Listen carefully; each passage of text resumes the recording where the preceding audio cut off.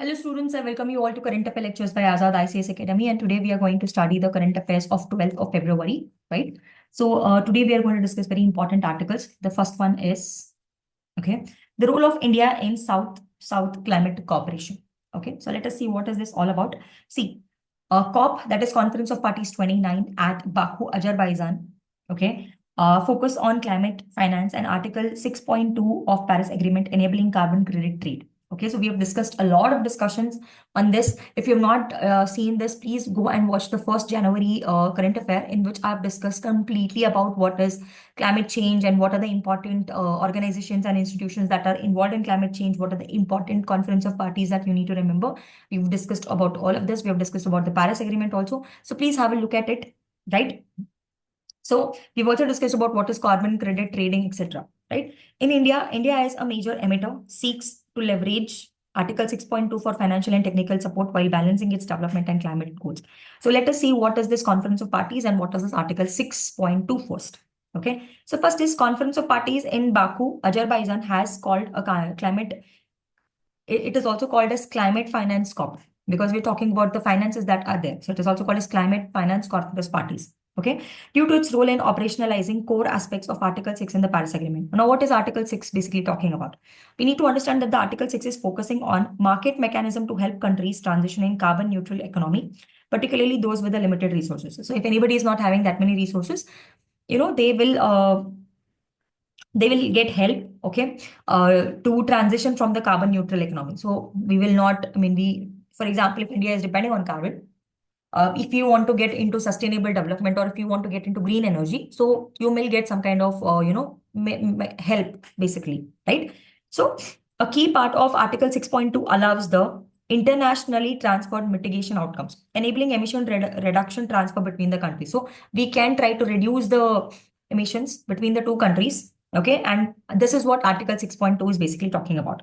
This helps developing nations secure financial, technical, and capacity building support from the developed nations to meet their nationally determined contributions and sustainable development goals. So this is what is basically mentioned over here. See, Article 2 is facilitating the transfer of international transfer mitigation outcomes. That is nothing but, let us assume that India is a developing country, and we will get under Article 6.2 of Paris Agreement, it is mentioned that we as a developing country is going to get some aid from the developed countries. Okay, that is how they are going to develop. Maybe it could be transfer of technology, or it could be, some financial assistance, so that we can complete our nationally determined contributions. Okay, so that we can also do a kind of sustainable development. This is what is about all about, your Conference of Parties and Article 6.2. Now, Article 6.2 and India's position on Article 6.2, what is India basically talking about? This is something that's going to be important. India, a third largest emitter. So India is basically a third largest emitter of greenhouse gases, though it's absolute terms only, and it's rapidly growing economy, well positioned to draw benefits from Article 6.2. So hence we are doing a rapid positioning, or we can say that we are growing rapidly. We can get finances or financial help under Article 6.2. That is the stake. Okay.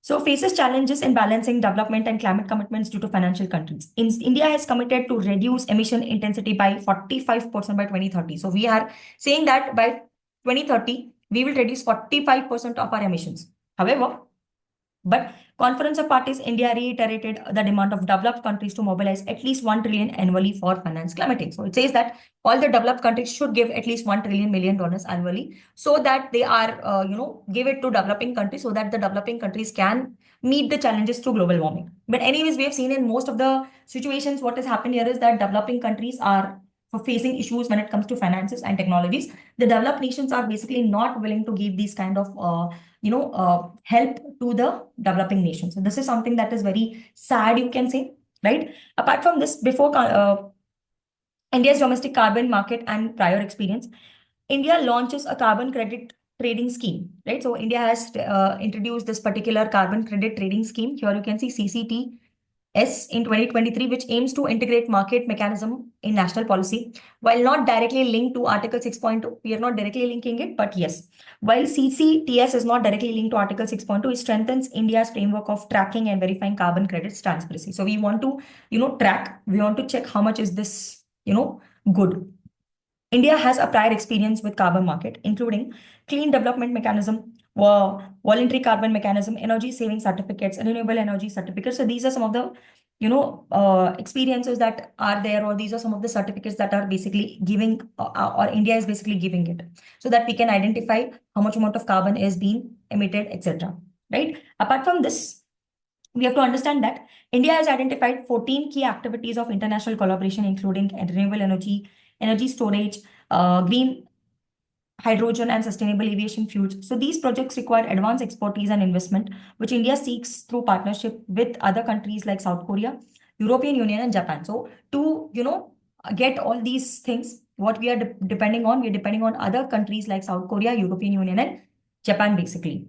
Right. Apart from this, we have to understand what are the other things that we have here. So ITMO transactions under Article 6.2 gives India opportunity to meet its sustainable development goals as well, promote jobs, reduce health issues, etc. Now, what are the opportunities that India is basically having? We'll discuss about that. Opportunities for the country. South-South cooperation. India can support climate finances in developing countries rather than relying upon developed nations. So here, what we can do is, as India is, it is having an opportunity. It is having an opportunity to unlock large-scale climate financing through South-South cooperation. So why are we depending only on the developed countries? We can also get a lot of funding from other countries as well. Renewable energy growth. India's renewable energy sector receives over $10 billion in foreign direct investment in 2022. So ITMO transaction can exceed such investments in developing countries. So why are we only expecting the developed countries to give money? We can also expect the developing countries to invest through foreign direct investment, etc. So this is another important topic that we can see or look into, that we are having other ways also to raise funds. Right? Renewable energy. India-Africa's collaboration. Africa vast renewable energy potential and urgent climate change. India expertise in green technology can help African nations. So India can go and help African nations, and we can get resources from Africa, right? Because Africa has got a lot of resources. I think in previous lecture also we have discussed about how Africa is having a lot of resources. So India is a developing country and Africa is also developing. So what we can do is we can only go take this opportunity, help Africa develop, and hence we can also get developed, right? So this is what we can do. Balancing benefit with partners, that is ITMO transaction will follow mutual agreements. A model like Japan joint credit mechanism, that is JCM, may be used to ensure carbon credit sharing also. So we can have joint mechanisms as well with other countries. Okay, the challenges that we have: risk for over resilience by developed nations. Rich countries may use India's low cost emission reduction instead of reducing their own carbon footprint, increasing India's burden. So if we are trying to do that, India's burden may get increased. This is one of the challenges that we have.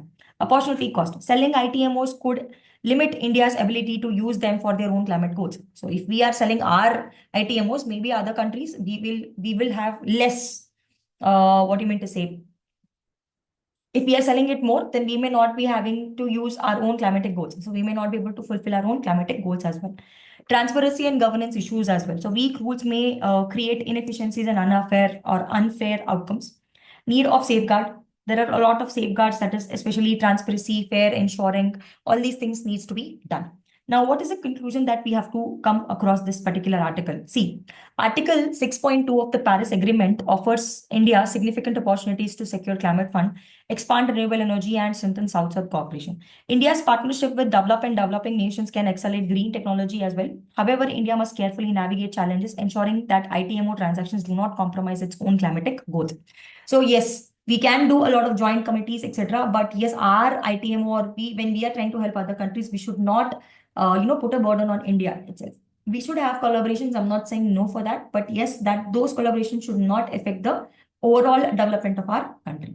Right? So this is something that we need to understand. Now, next important article, yeah, that we have here is addressing the growing threat to forest fires. So again, this is another important article, because forest fire is not good to some extent, because a lot of carbon dioxide is going to get reduced, and carbon sequestration, forest is a very important carbon sink, or carbon sequestration takes place in the forest. And if forest is getting destroyed, automatically what is going to happen is this carbon sink is going to get destroyed, or the amount of carbon dioxide that is being trapped by that particular plant will be reduced, or you can say that will be emitted in the form of carbon dioxide, right? So wildfires recently caused destruction in Los Angeles highlight the urgent need to better fire prevention and management. So recently in Los Angeles, what has happened here is there has been a lot of forest fires, and because of this, there is an urgent need that we need to maintain these kind of forest fires. Now, how can we do that? Okay, so raising concerns over forest fires. Forest fires receive attention only after major incident occurs, despite the increasing frequency and devastating effects. These fires serve as a reminder that no place is immune, emphasizing the need of long-term solutions. So here, this is correct. The statement that I read out, it says that unless and until there is no forest fire, nobody's talking about it. So for example, there is a forest fire, they will talk about it in 10-15 days, it will everybody will forget about it. No actions have been taken to do this. So we need to understand that this topic that we have, forest fires, have to have a long-term solution. We cannot just say that, okay, forest fire is happening and we are going to wait for the next forest fire to happen so that we have a discussion.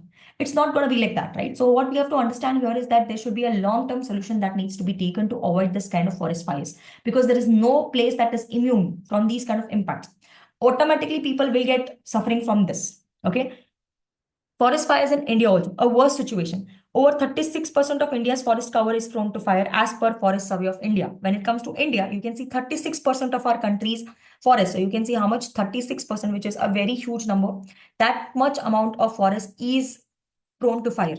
Okay. A number of forest fires has been increased 10 times in the past 2 decades, while total cover has risen only by 1.12%. That is given by the Council of Energy, Environment and Water. States such as Uttarakhand, Himachal Pradesh, Madhya Pradesh, Maharashtra, Odisha, and Karnataka are frequently affected. These are the places where it has been affected frequently. Now, what are the major causes that we have? Nearly 90% of the forest fires in India are caused by the human activities itself. Of course, one is land clearing and slash and burn agriculture that we do. Unaltered campfires or unattended campfire. We are doing campfire and we are not attending it, or we are not, looking at it, and we just leave it as it is. Okay. Climate change is also worsening the problems by increasing the temperature, extending the dry season, making forests more vulnerable. So what are the devastating consequences that we will face if there are more amount of forest fires? See, forest fires are not good. Okay, we need to understand that there is a forest fire. It is not good for human beings or for environment or for anybody for that matter. Okay, so let us see that. That is environmental impact. Forest fires destroy trees, wildlife, and biodiversity. Point number one is that we need to understand that this much amount of loss is going to happen. That is, forest fires will have consequence on nature, social, and economy as well. Right? They contribute to high carbon emission, with Indian forest fires emitting 69 million tons of carbon dioxide annually. Okay. And fire disrupts the water cycle and reduces the soil fertility as well. Economic impact, loss of timber and other forest products would again reduce our economy. Forest degradation includes fire, causes annual economic loss. Okay. So social impact will also be there. The fire will kill a lot of people. It is going to kill a lot of wildlife. Okay, so increasing human wildlife conflicts, they threaten the livelihood of local communities, the people who are staying there, who are depending on that particular forest. And if the entire forest is, cleared because of the fire, then what are they going to depend upon? How are they going to live their lives? So this is another important social issue that we can find out over here. The existing policies and initiatives. So existing policies that we have are here. That is mentioned here is the National Action Plan for Forest Fires and the Forest Fire Prevention and Management Scheme helps the state manage fires. The Forest Fire Prevention and Management Scheme provides financial assistance to states for fire prevention. So here you can see that the centrally sponsored Forest Fire Prevention and Management Scheme assists the state governments to strengthen their forest fire prevention and management capabilities. But anyways, there are a lot of challenges when it comes to forest fires. Let us see the budget constraints. Funding of this particular forest fire management has fluctuated over years. So here you can see in 2019 and 2020, it was 46.40 crores.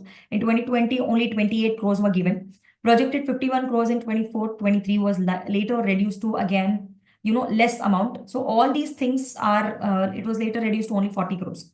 So maintaining consistent financial support is needed. They say that there is a scheme that is going to give you money, but if they're not giving you enough money, then it is of no use.